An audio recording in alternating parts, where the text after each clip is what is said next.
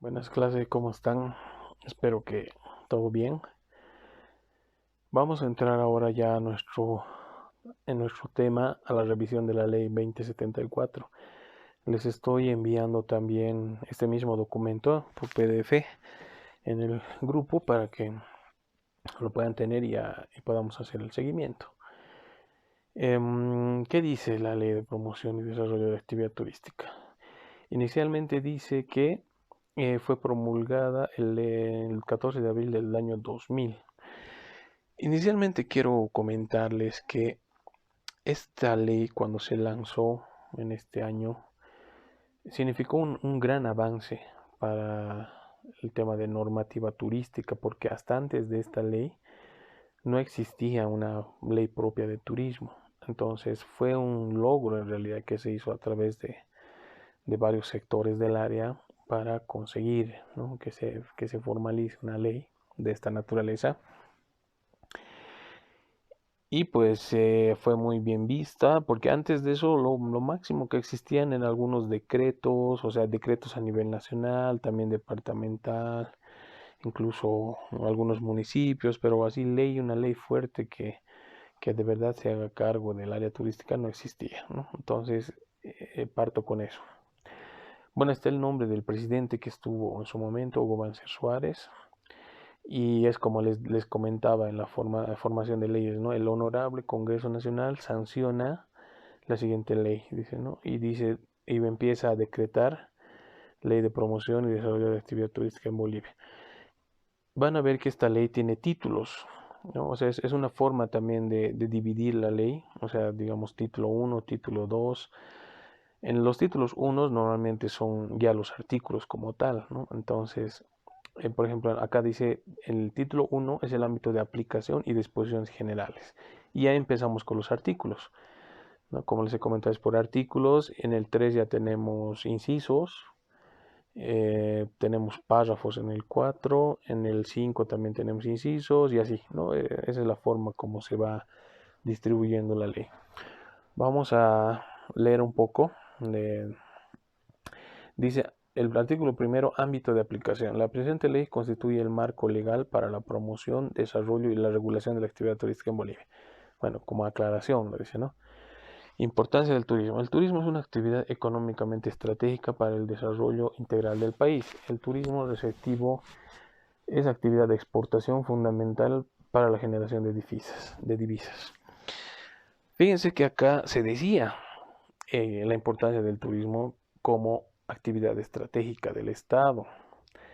Sin embargo, aquí ya podemos ver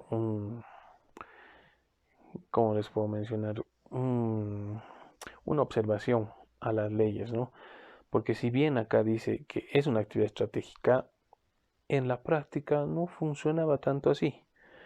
Estamos hablando del año 2000, ¿no? O sea que igual para ese momento era lo mismo, ¿no? La planificación en turismo no era la óptima, no existían planes a largo plazo, es lo mismo de ahora, ¿no? Y todo se manejaba con acciones un poco sueltas. Entonces, decir acá que es una actividad estratégica y de ahí convertirlo en realidad, ese es el punto, ¿no? Bueno, aquí aclara que el tema de turismo receptivo es una exportación, que sí, eso se entiende, se lo sabe, ¿no? Que la actividad turística, cuando llegan los visitantes acá a Bolivia, estamos exportando nuestros servicios, ¿no? Es una exportación y se regula bajo esa normativa. El artículo 2 habla de principios. Dice, son principios de la actividad turística los siguientes. La participación de la iniciativa privada como pilar fundamental de la dinamización del sector para contribuir al crecimiento económico, a la generación de empleo y al incremento de los ingresos del turista. Bueno, un punto acá principal del que se hablaba es que el sector privado, la iniciativa privada, constituye el pilar fundamental. Y es cierto, ¿no? Porque el sector privado, o sea, la agencia, el hotel, el guía, son los que hacen que se mueva el turismo. De hecho, las agencias son las que traen gente. Eh, o sea, eso del turismo formal, ¿no? Así con grupos y demás. Sí hay otro grupo de turistas que llega por su cuenta, ¿no? pero principalmente estos grupos que normalmente nos interesan a nosotros, los grupos organizados, los que vienen acá y exigen servicios de calidad, que gastan, ¿no? Gastan, están en los mejores hoteles, esos grupos los traen las grandes agencias. Entonces, obviamente es un pilar fundamental en el sector privado. El otro punto dice la participación y beneficio de las comunidades donde se encuentran los atractivos turísticos para fortalecer el proceso de identidad e integración nacional. Fíjense que aquí existía este principio que decía que debería existir un beneficio a las comunidades donde se encuentran los atractivos turísticos. Mm, en esa época, en los años 2000, no se hablaba mucho todavía de esto del turismo comunitario como tal, ¿no? Sí, sí se mencionaba esto de que, bueno, si entras a una comunidad, deberías darles un beneficio, ¿no? Aunque en esa época em, no había mucho de eso todavía. Es decir, más bien había esa queja de que muchas empresas privadas llegaban a una comunidad, les decían voy a traer gente y, y te lo voy a traer una bolsa de maíz para tus animalitos, digamos, ¿no? Y tú me dejas entrar. Muchos de esos casos se han presentado, ¿no? Era como te aprovechabas en realidad de la comunidad, ¿no? Era un tema ahí de aprovechamiento, o sea, de que no hacías las cosas con transparencia porque te beneficiabas de la comunidad y no les dejabas más que unos cuantos pertrechos ahí, ¿no? Entonces, había mucha queja en ese entonces de esto, ¿no? De aprovecharse las comunidades. El inciso C dice el fomento a la construcción de infraestructura y mejoramiento de la calidad de los servicios para garantizar la adecuada satisfacción de los usuarios. Bueno, acá te decía que se debería fomentar, ¿no? Esto de la infraestructura, calidad de los servicios, pero como les digo, son principios, ¿no? Al final no te dice cómo, quién, cuándo, dónde y todas las preguntas que deberían estar a continuación. El D dice la conservación permanente y uso sostenible del patrimonio cultural y natural del país. Obviamente, si el turismo va a hacer uso de esto, tiene que ver la forma de conservación, tema de sostenibilidad, ¿no? No pueden ser los de turismo arrasadores. Que dicho sea de paso, los ambientalistas, ¿no? Los que trabajan en esto, de cuidar del medio ambiente, y los de cultura también, como que no les caemos muy bien los de turismo, ¿no? Porque nos miran como depredadores, ¿no? Dicen, ah, bueno, a mi área natural van a entrar estos y van a pisotear, van a dejar basura, ¿no? Entonces siempre nos han visto así como somos unos depredadores más o menos del tema del patrimonio cultural y natural. El punto E dice la participación y el beneficio de los pueblos originarios y etnias que, integrados a la actividad turística, preserven su identidad cultural y ecosistema. ¿Por qué se decía esto? Porque habían ejemplos en la época, estamos hablando de la época de los 70, 80, que no sé si ustedes escucharon alguna vez. Famosas eran estas islas del lago menor del Titicaca, la isla Pariti, la isla Suriki, y hay una más que no recuerdo el nombre. No, se me fue el nombre. Estas islas se hicieron famosas, de Guatajata se parte, ¿no? Llegas a Guatajata y tomas un bote para llegar a estas islas. Em, Se hicieron famosas en los años 70 porque aquí es donde producían las balsas de Totora, ¿no? Las famosas balsas de Totora que en su momento las empezaron a construir de gran dimensión, ¿no? Estos, el Ra, no sé qué le llamaban. Incluso en esa época ya hicieron una expedición para dar la vuelta al mundo con una embarcación de Totora, que nunca al final se concretó, ¿no? Porque es que la Totora no llega a ciertas aguas y dice que hay unos peces que la van comiendo, porque con las mismas Totoras también es que se hacen las cuerdas y todo eso, ¿no? Y dice que hay una especie que la va comiendo, entonces eso hace que no hayan podido cumplir ni ninguna de las travesías que hicieron. Pero bueno, a raíz de todo eso y se sacó mucha promoción de esta zona y demás, se, se promocionó mucho y empezó a haber mucho turismo. O sea, en esta isla Suriki sobre todo, donde se hace, porque también en Guatajata lo hacían, las balsas, ¿no? De hecho, actualmente todavía hay un museo ahí de las balsas de Totora. Pero en Suriki, que eran tres comunidades, cada comunidad tenía sus propios talleres, ¿no? Y al ver el éxito de las balsas de Totora, todo el mundo empezó a hacer las balsas de todo tipo, más grandes, más chicas, más y con paseos y no sé qué. Entonces fue un boom, pero justamente fue un ejemplo de que si no lo administras bien, un boom turístico de esa naturaleza, las cosas pueden acabar mal. Y eso pasó, porque empezó a llegar la gente así, pero de forma descontrolada, y pocos se dedicaban en realidad a las balsas como tal, es decir, de la comunidad, digamos, el 20% se dedicaba a eso. Los demás vivían de agricultura, de ganadería y siempre iban a Guatajata, a Copacabana a hacer su mercado y todo lo demás.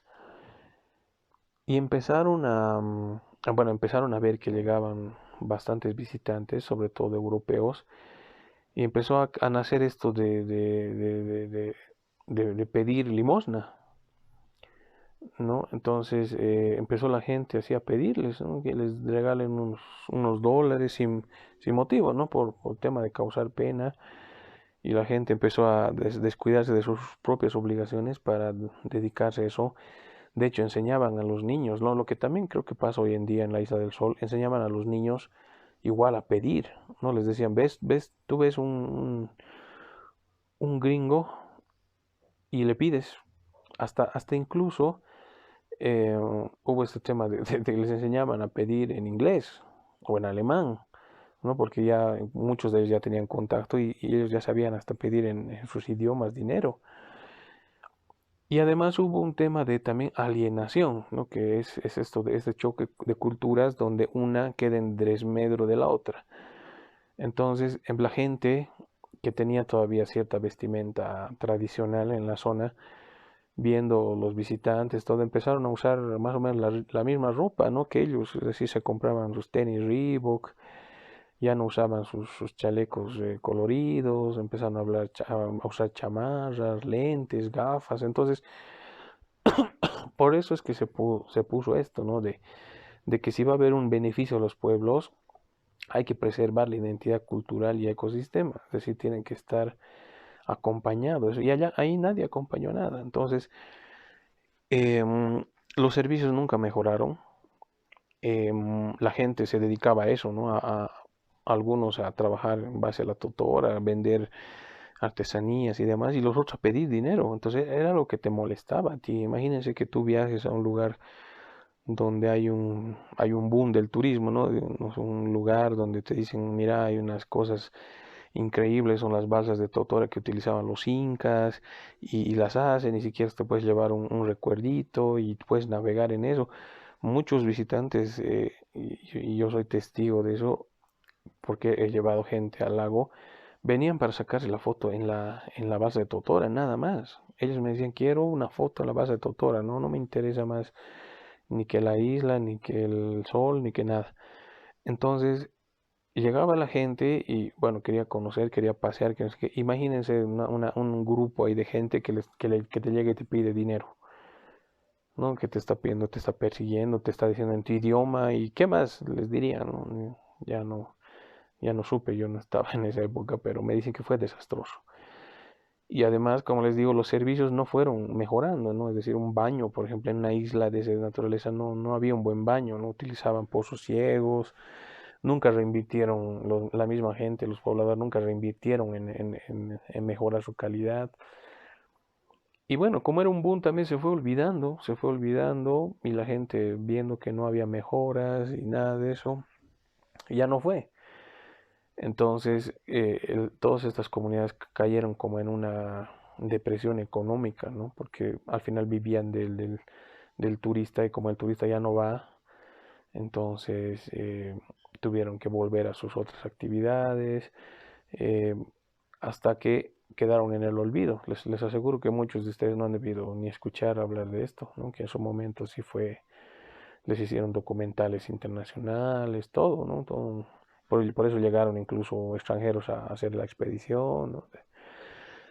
Entonces, por eso se pone este principio, porque si no está controlada la actividad turística, puede pasar eso, ¿no? Si actualmente van a ver que uno o dos turistas se aventuran a conocer las islas, ¿no? Sobre todo Pariti, porque en realidad encontraron en excavaciones encontraron vestigios de la cultura tihuanacota. Ahí está el famoso Señor de los Patos, que es una escultura tihuanacota de las que mejor forma tiene, ¿no? Ahí lo pueden buscar en internet, Señor de los Patos, para que vean. Y también encontraron algunos artefactos de oro, y entonces construyeron un museo en Pariti y que se lo puede visitar. Entonces, uno que otro turista va por ahí, ¿no? Y algunos que se enteran también. Pero ya estas islas dejaron de funcionar como si fueran, o más bien dejaron de funcionar en función del turismo, ¿no? Que en un momento les proporcionaba el mejor ingreso económico, que no lo supieron aprovechar, que tal vez se hubiera convertido en una Copacabana 2, ¿no? En algún caso. Pero bueno, ahí quedó. Entonces por eso es que se puso esto, ¿no? De que debería haber un acompañamiento en realidad. Artículo 4 dice definiciones. Para los fines de la presente ley se adoptan las siguientes definiciones. Van a ver que muchas leyes tienen esto, definiciones, porque eh, yo puedo entender una cosa de lo que es un servicio turístico o un turista, ¿no? Entonces acá te daba la definición total. Vamos a ver qué definía turista, ¿no? Toda persona que se desplaza a su sitio, tiene residencia habitual, de donde no tiene residencia habitual, que efectúa una estancia de por lo menos una noche, cuyo motivo principal de la visita no es el de ejercer una actividad que se remunere en el lugar visitado. Van a ver que en la siguiente ley, en la actual, también hay un punto de definiciones. Al final de todo esto vamos a hacer un comparativo entre las dos leyes, cuáles tienen qué se ha modificado. Y este es un punto, ¿no? Van a ver las comparaciones que hay en cuanto a las definiciones. Si se ha quitado algo, si no se ha... Yo, por ejemplo, yo siempre manejaba esta definición de turista, porque cuando entré a la universidad, el año 2003, se manejaba esta ley. Entonces todos teníamos que aprender esta definición de turista como rezo, porque es la que se debería manejar en todo lado, ¿no? Y hasta ahora la mantengo, de hecho, ¿no? Persona que se desplaza, uno, donde no tiene residencia habitual, eh, tiene que quedarse por lo menos una noche, ¿no? Porque si no ya es excursionista, y cuyo motivo principal no es ejercer una actividad remunerada. Entonces eran tres condiciones para ser turista. Luego está el tema de los servicios turísticos. Son los bienes, dice, y servicios producidos por las empresas a instalaciones turísticas que son consumidos y utilizados por otros turistas, ¿no? Todo el tema de la planta turística que tú puedes ofertar. Las actividades turísticas son aquellas derivadas de las interrelaciones entre los turistas, los prestadores de servicios y el Estado. Productos son aquellos recursos turísticos que cuentan con infraestructura, servicios que permitan el desarrollo de la actividad turística.